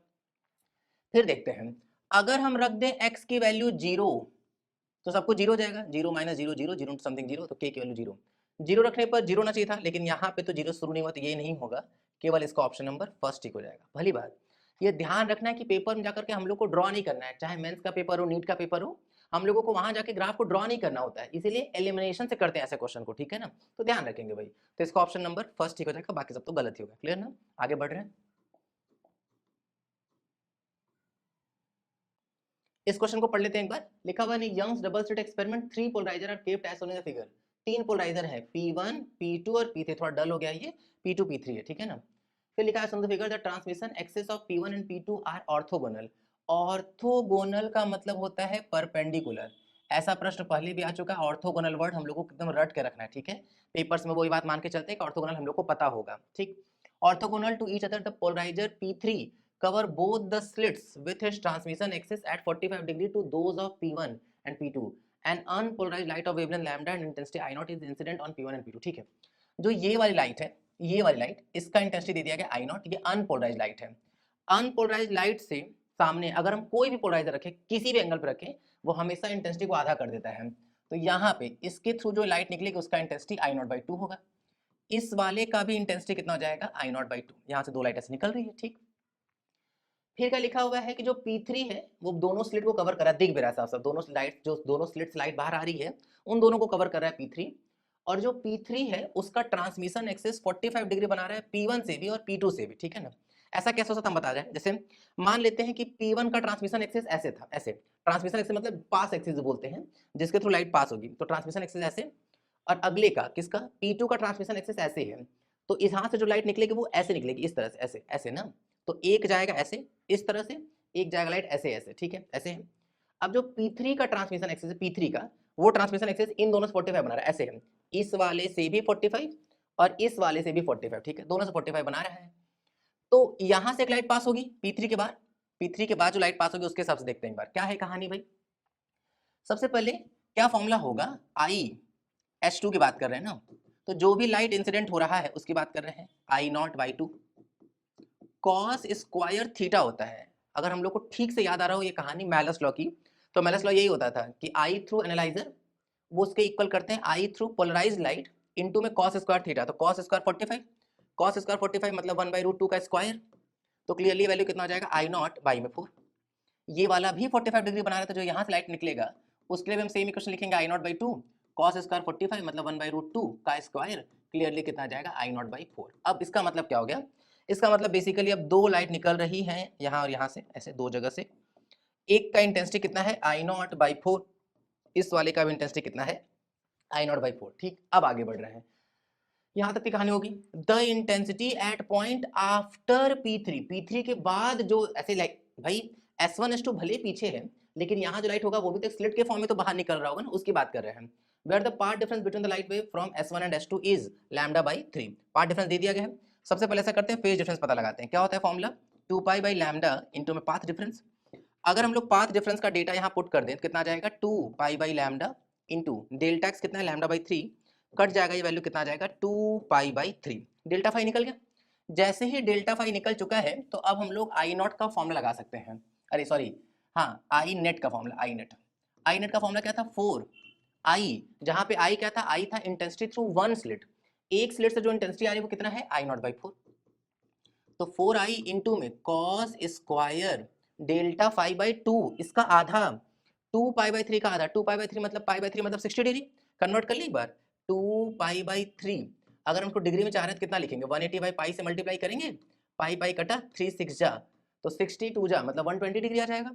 लेकिन यहाँ क्या रखते हैं, यहाँ रखते हैं डेल्टा फाइव बाई टू, आधा रखना होता है ना, तो अगर हाफ करेंगे तो 60 ही आएगा। तो यहाँ पे क्योंकि टोटल एंगल तो 120 था ना, 4 4 कटा, तो आई नॉट कॉस स्क्वायर 120 का आधा मतलब 60 डिग्री, कॉस 60 की वैल्यू 1/2, स्क्वायर कर देंगे तो 1/4, तो वैल्यू कितना आ जाएगा, आई नॉट बाई में 4।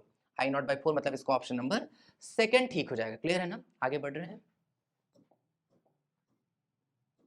एक बार इस क्वेश्चन को पढ़ लेते हैं। लिखा हुआ टाइटली बाउंड लॉन्ग सोलेनोइड, को एक लॉन्ग सोलेनोइड है, सोलेनोइड पे एक वायर को रैप किया गया है, नॉन कंडक्टिंग सिलेंडर, उस पे ऐसे खूब ज्यादा वायर्स को रैप कर दिया गया, ठीक। Carries a current of 1.5 ampere, तो यहाँ पे जो करंट फ्लो कर रहा है वो है 1.5 एम्पियर का। फिर क्या बोले जा रहे हैं, electron is executing uniform circular motion. सबसे पहली बात, अगर हम लोग सोलेनोइड के अंदर मैग्नेटिक फील्ड की बात करें तो ऐसे करंट फ्लो कर रहे हैं तो मैग्नेटिक फील्ड इधर की ओर होगा, और जो मैग्नेटिक फील्ड होता है वो यूनिफॉर्म होता है, ठीक है। मान लेते हैं कि हम फ्रंट से सोलेनोइड के अंदर देख रहे हैं तो हमको क्या दिख रहा होगा, मैग्नेटिक फील्ड ऐसे आउट बढ़ा रहा होगा, तो मैग्नेटिक फील्ड जो होंगे वो ऐसे ऐसे ऐसे ऐसे ऐसे ऐसे आउटवर्ड में होंगे। सोलेनोइड के अंदर जो मैग्नेटिक फील्ड होता है वो यूनिफॉर्म होता है। कितना होता है वैल्यू, तो उसका वैल्यू होता है B is equals to mu naught into में N इंटू में I, जहाँ पे N जो है वो है number of turn per unit length, मतलब ये है N बाई L, जहाँ पे L जो है वो लेंथ ऑफ द सिलेंडर है और जो कैपिटल N है वो है टोटल नंबर ऑफ टर्न, ठीक।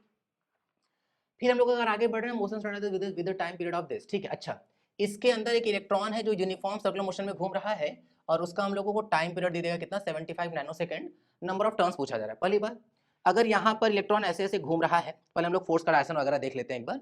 इलेक्ट्रॉन जो होगा वो किधर होगा, तो इलेक्ट्रॉन मान लेते हैं एक बार को कि मान लेते इलेक्ट्रॉन इधर चल रहा है, मैग्नेटिक फील्ड है बाहर की ओर, ठीक है। तो जो फोर्स लगेगा वो नीचे की ओर लगता, अगर पॉजिटिव चार्ज होता तो, लेकिन चूंकि इलेक्ट्रॉन नेगेटिव चार्ज है तो फोर्स इधर लग जाएगा, ऊपर की ओर लगेगा, तो बिल्कुल ठीक है। हम लोग ये मान सकते हैं कि जो इलेक्ट्रॉन है उसकी वेलोसिटी इधर की ओर है, लेट्स से वेलोसिटी v ऐसे, और ऐसे ऐसे वो सर्कुलर पाथ में घूम रहा है। अब अगर हम लोग को ठीक से याद है तो बहुत बढ़िया भाई। टाइम पीरियड का जो फॉर्मूला होता है वो सीधा होता है कितना, 2πm/qb। लेकिन अगर मान लेते किसी बच्चे को ये बात याद नहीं है तो उस हिसाब से शुरुआत करते हैं एक बार, ठीक है। कि मतलब अगर मान लेते टाइम पीरियड का फॉर्मूला नहीं याद है तो कैसे करते हैं। सबसे पहले भाई mr ओमेगा स्क्वायर जो सेंट्रीपिटल फोर्स है mv²/r या फिर mr ओमेगा स्क्वायर, वो किसी न किसी फोर्स के थ्रू प्रोवाइड होता है। यहाँ पर वो किसके थ्रू मिल रहा होगा, मैग्नेटिक फोर्स के थ्रू। क्या लिख सकते हैं हम लोग इसको, qvb। मतलब हम लोग इसको लिख सकते हैं mv²/r या mr ओमेगा स्क्वायर, जो भी ना, mv²/r ही मान लेते हैं, ठीक।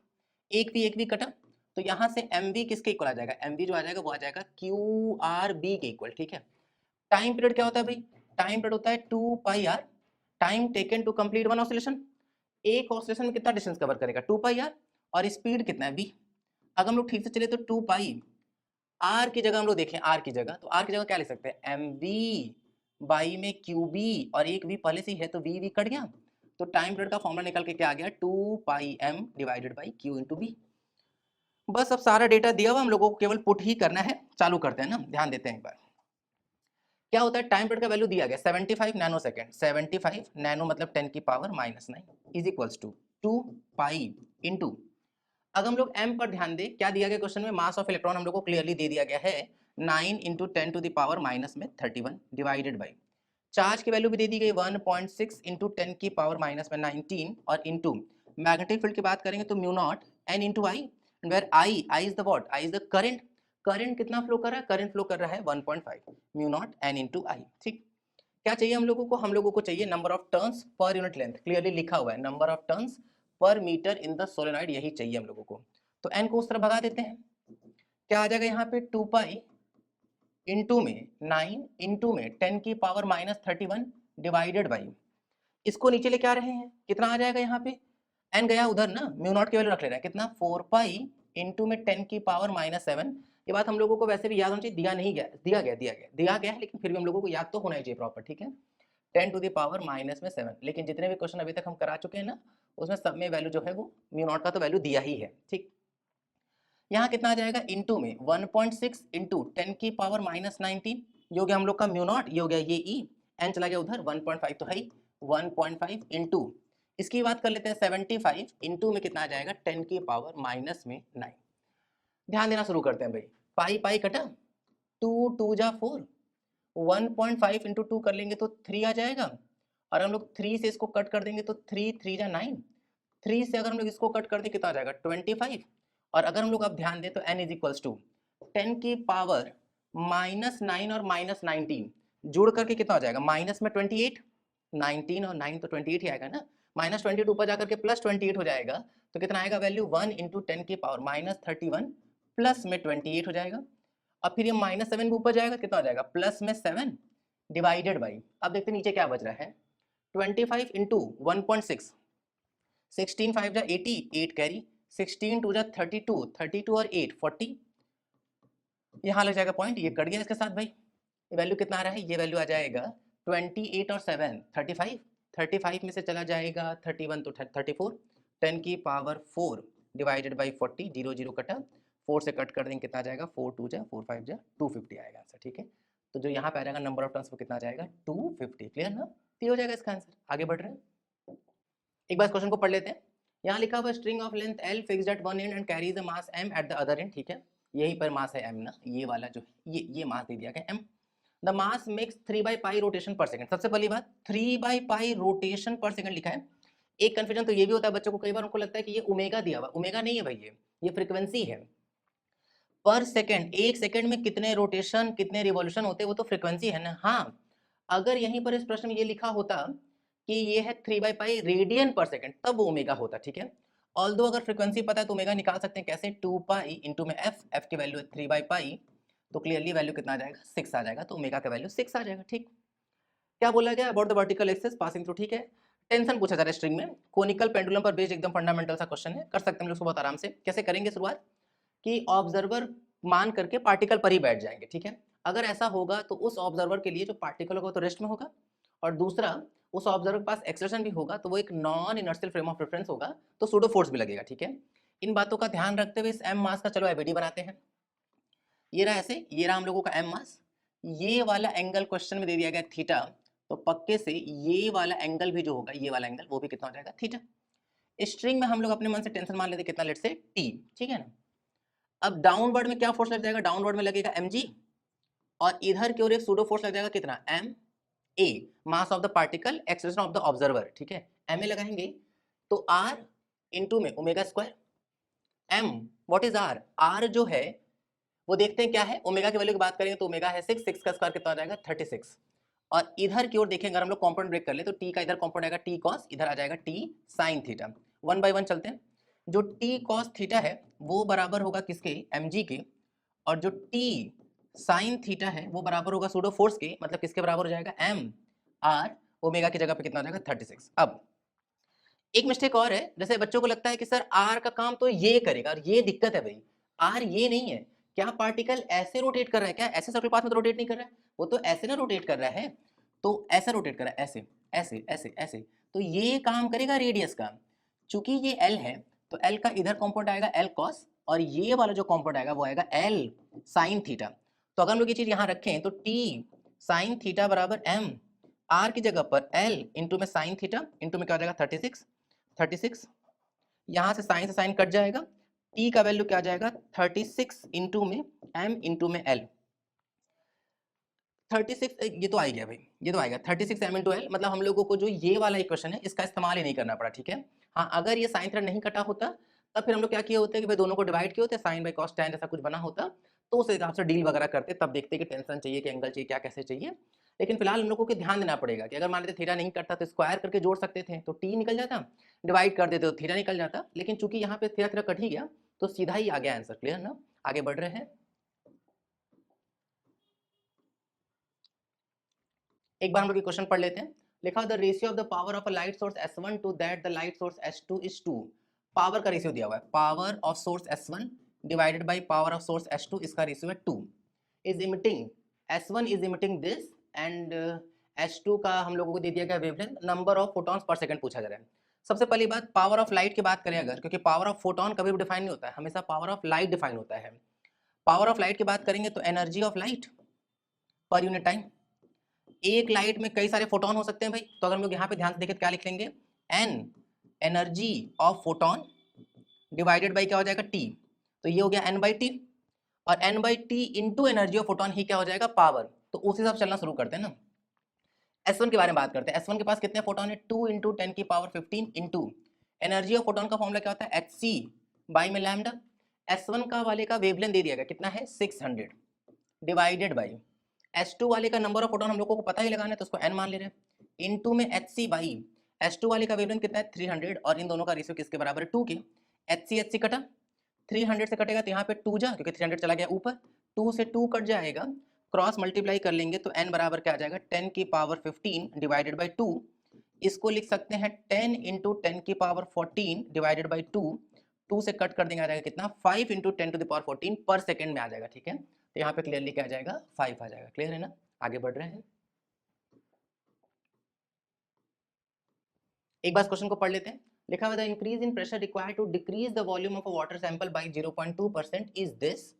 बल्क मॉडुलस दे दिया गया है, द वैल्यू ऑफ पी पूछा जा रहा है, ठीक है। ध्यान देते हैं, सबसे पहली बात, बल्क मॉडुलस का फॉर्मूला क्या हो जाएगा, नेगेटिव माइनस में delta P divided by delta V by V. Volumetric stress divided by volumetric strain को ही हम लोग बल्क मॉडुलस बोल देते हैं, ठीक है ना।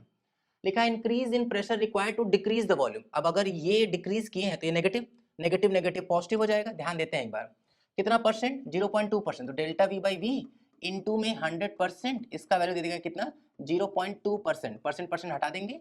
तो यहाँ से हम लोग ध्यान से देखेंगे तो पहले बल्क मॉडुलस दिया हुआ कितना, 2.15 इंटू में 10 की पावर 9।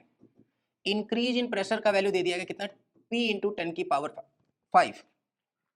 ये डिक्रीज है तो खुद नेगेटिव लेके आ रहा है, तो नेगेटिव नेगेटिव पॉजिटिव हो जाएगा। खैर वैल्यू होगा कितना, तो 0.2 डिवाइडेड बाई में 100। ध्यान देते हैं, पूरे को उधर भगा देते हैं, तो P इक्वल टू क्या आ जाएगा, 0.2 बाई में 100 इंटू में 2.15 इंटू में 10 की पावर 9, और ये वाला टर्म भी अपॉन में आ जाएगा, तो अपॉन में क्या हो जाएगा, 10 टू द पावर 5। ध्यान देते हैं, यहाँ अगर इन दोनों का मल्टीप्लाई कर लें तो 2 5 जा 10, 2 1 जा 2, 2 1 3, 2 2 जा 4, तो यहाँ से आ जाएगा कितना, 4 0 पॉइंट, इसको ऐसे लिख लेते हैं, ये रहा P, मल्टीप्लाई करके इधर लिख रहे हैं ना, तो कितना आ जाएगा 4.3, मतलब 0.43 जीरो है ना, क्योंकि 3 डिजिट पर पॉइंट लग जाएगा ना, और यहाँ पे क्या है 10 की पावर 7, 10 की पावर 7 ऊपर जाएगा 10 की पावर -7, तो 9 में से 7 चला जाएगा, कितना बचेगा 2, मल्टीप्लाई कर लें तो वैल्यू कितना आ जाएगा 43, तो वैल्यू कितना आ जाएगा यहाँ पे p का जो वैल्यू है वो है 43। क्लियर है ना, आगे बढ़ रहे हैं।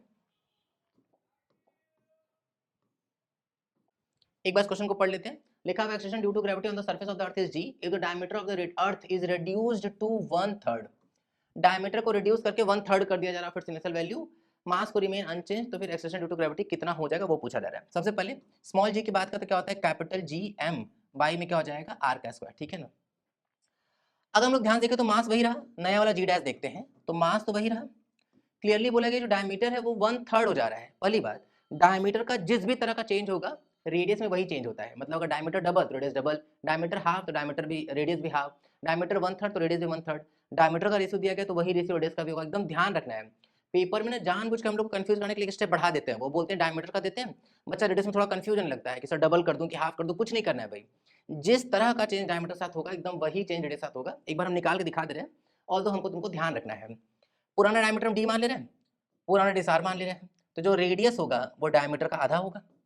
अब नया वाला जो डायमीटर है वो पुराने वाले डायमीटर का क्या हो गया 1/3, तो अगर हम नया वाला रेडियस निकालना चाहें कि भाई नया रेडियस है कितना, तो देखते हैं नया रेडियस जो भी होगा वो नए डायमीटर का होगा तो आधा ही। नया डायमीटर है कितना, वो है d/3 और 2 तो चल ही रहा है, d/2 जो है वो पुराना रेडियस है कि नहीं, तो क्लियरली जो नया रेडियस होगा वो भी क्या हो जाएगा 1/3 हो जाएगा। एकदम रट के रखना है भाई, जिस तरह का चेंज डायमीटर साथ वही रेडियस साथ, बार बार ये पेपर में नहीं करेंगे, ठीक है, तो ध्यान रखना है हम लोग को। तो क्या लिख लेंगे r/3 का होल स्क्वायर, क्लियरली ऊपर चलेगा 9 और यहाँ पे क्या हो जाएगा gm बाई में r का स्क्वायर। तो ये तो पुराना वाला g है, तो जो नया वाला g होगा वो पुराने वाले g का कितने टाइम्स हो जाएगा 9 टाइम्स हो जाएगा, 9 टाइम्स, ठीक है ना 9, तो यहाँ जाएगा 9, ठीक है। तो ये था हम लोग का जेई मेंस का 24 जनवरी का जो इवनिंग शिफ्ट पेपर हुआ था उसके फिजिक्स सब्जेक्ट का सॉल्यूशन। जैसा भी रहा हो फीडबैक, अगर वीडियो पसंद आया है तो लाइक करेंगे, नहीं पसंद आया डिसलाइक करेंगे, और कुछ भी डाउट है तो उसको कमेंट सेक्शन में जरूर पूछ लेंगे। अगर कोई ऐसा क्वेश्चन है कि जिस पर हम वीडियो नहीं बना पाए हैं या अगर समझ में नहीं आ रहा है तो वो क्वेश्चन जरूर कमेंट सेक्शन में मेंशन करेंगे, हम लोग जरूर उस पर वीडियो बनाएंगे, ठीक है ना। Thank you.